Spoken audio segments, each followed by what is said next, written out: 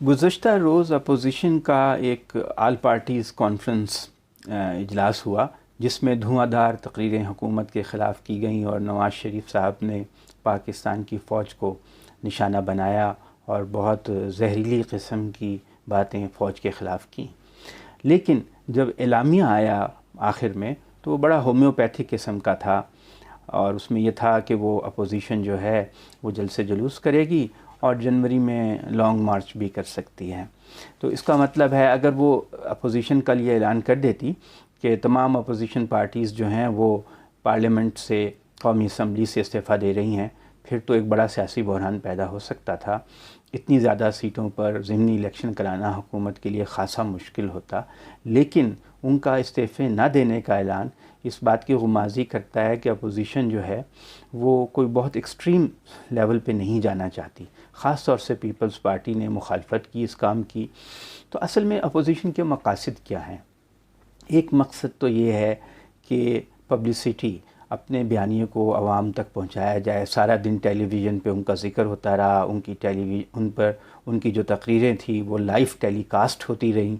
और फिर जो दूसरा मकसद है वो ये है कि एक नफसियाती जंग हुकूमत के साथ, उसको दबाव में रखा जाए, अपने बयानिए को मकबूल बनाया जाए, हुकूमत पे लानत मलामत की जाए, अपने सपोर्टर्स का मोराल बुलंद रखा जाए।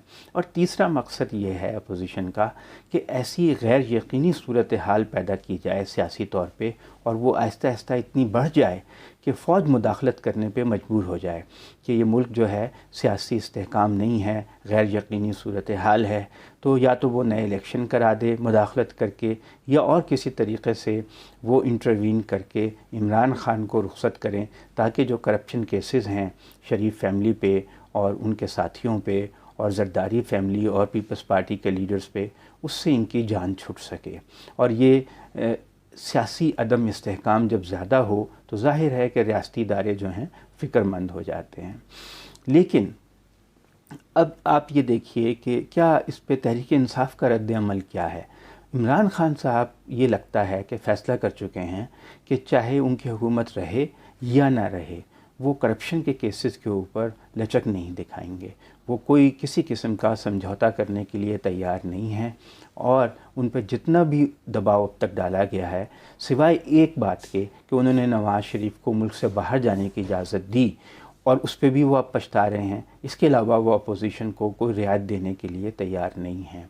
तो जो सियासी मंजरनामा है पाकिस्तान का, उसमें एक गर्मा गर्मी तो है, लेकिन ऐसा कोई इम्कान नज़र नहीं आता कि हुकूमत की फ़ौरी तौर पर कोई तब्दीली हो, क्योंकि जलसे जुलूसों से कभी कोई हुकूमत नहीं छोड़ता, और ना कोई लॉन्ग मार्च से हुकूमत जाती है। इमरान ख़ान ने भी लॉन्ग मार्च किया नवाज़ शरीफ के ख़िलाफ़, तो उनकी हुकूमत तो नहीं गई थी, उसको तो अदलिया ही नहीं रुख़सत किया था।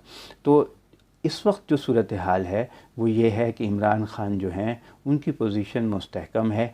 जब तक इस्टेब्लिशमेंट और रियासती इदारे उनके साथ खड़े हैं, मुझे नहीं लगता कि उनकी हुकूमत को कोई ख़तरा है।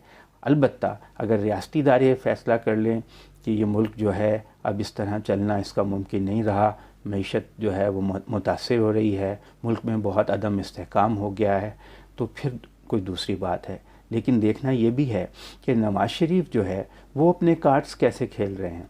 नवाज़ शरीफ की गेम ये है कि सुप्रीम कोर्ट में या आला अदलिया में अगर फ़ैसले उनके हक़ में आ जाएं, या ऐसी सूरत हाल बन जाए कि उनके ख़िलाफ़ किए गए फ़ैसले रिवर्स हो जाएं, तो फिर वो एक हीरो के तौर पर पाकिस्तान आएँ।